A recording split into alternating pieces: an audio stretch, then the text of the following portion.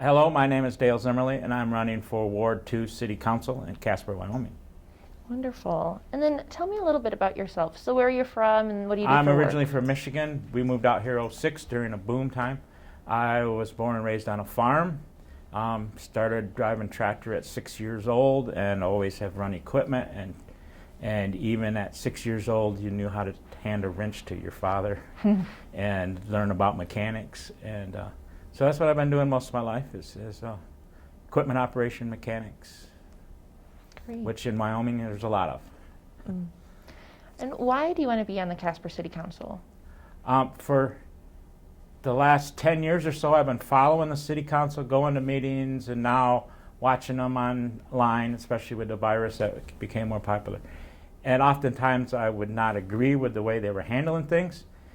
And I would sit around and talk to my wife or talk to friends about how I disagreed with what the city was doing. And if I figured it was time to stand up and say something and try to do something about it instead of sitting back and talking about it. And then what are 2 to 3 highlights of your campaign or issue areas that you're particularly passionate about? And then how would you affect change as a city council member on those issues? Well, I don't really like to rank them 1, 2, 3, but some things. One thing is I think the city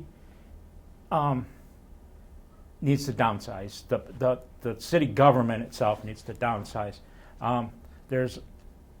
It's well known, if anybody looks at the numbers, that in the government in general, in the country, at the federal level, at the state level, at the city level, private industry can do things usually more efficiently and for less money than what cities do it.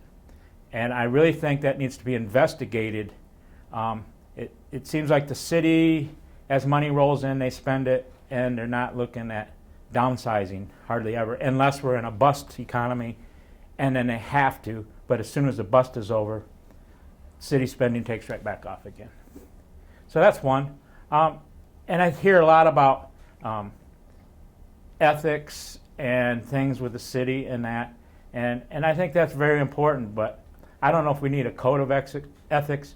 I say if people would open up their Bible, then you would learn all about ethics and what God expects from us. Because at one time, I came before the city council and asked if they would consider opening their meetings with prayer, and just got shot down because they say we don't need God. Well, this country was based on God, and I think that's one thing that should be re-examined by city council, is maybe we need to turn to at least opening with prayer and looking to God for direction in our community.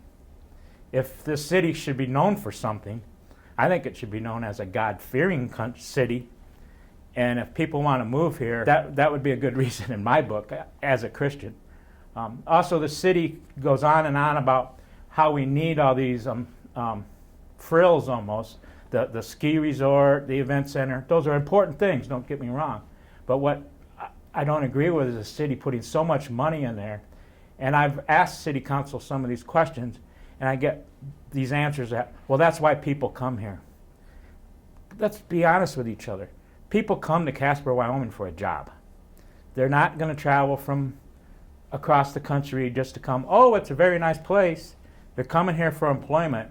And yes, these things are good for when you're here for families and things. But I don't think that's the priorities are mixed up a little bit on why people are coming to Casper. Mm-hmm. Like I told you earlier, I came to Casper in '06 because Wyoming was advertising on TV in Michigan, and I seen the ad. Oh, okay, a job. That's why I came.